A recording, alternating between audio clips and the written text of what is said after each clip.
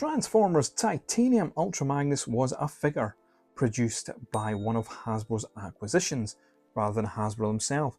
It was produced by Galoob Toys, who were responsible for the ever-popular Micro Machines series. The line of titanium figures was part plastic and part die-cast, with Ultra Magnus's die-cast parts mostly reserved for his feet and his crotch piece. This figure is quite significant in the line of Ultra Magnus figures, as it requires no parts forming.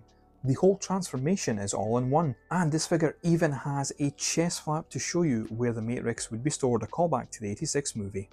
For the articulation on Titanium Magnus, his head and arm are on a ball joint, so you do get that full 360 degree of motion. There is a bend at the elbow, and the waist does have a twist, but it is incredibly tight and scary to maneuver. The leg can kick out and kick back. There is something akin to a knee bend, and there is also a thigh cut. When it comes to accessories, Magnus has 4. He does come with a display stand that I do not have, unfortunately, but I do have his weaponry.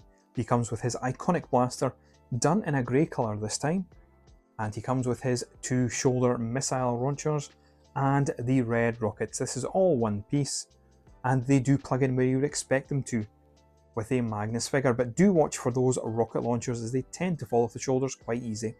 To give you an idea of size comparisons, here he is with Micromaster Roller.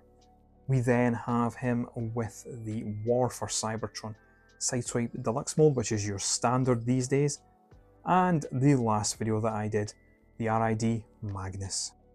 The transformation on Magnus is very simplistic, but does have some Generation 1 throwbacks, such as the arms extending.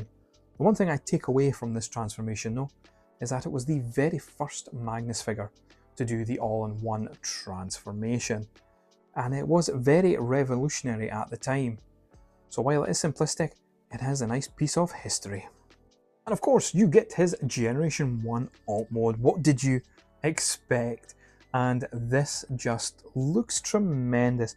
You can see the Galoob influence on this, in all honesty, just the way it has been designed.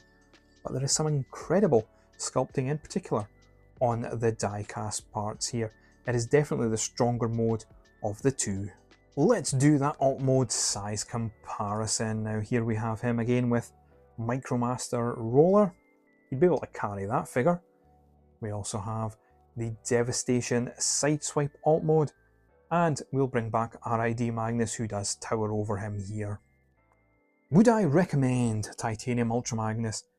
If anything, purely from a historical standpoint, as this figure has significance. As I've already mentioned, it is the first Magnus to do the all-in-one transformation, but the proportions are way off in the robot mode. That head is tiny, but the sculpting on the head is great, because it just shows you he's carrying the weight of the world on his shoulders, like he's been plucked straight out of the '86 movie.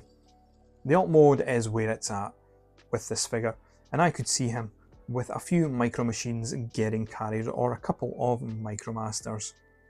Thank you for watching this video on the Magnus project. If you liked it, please hit the subscribe button, and I'll see you again on the next one.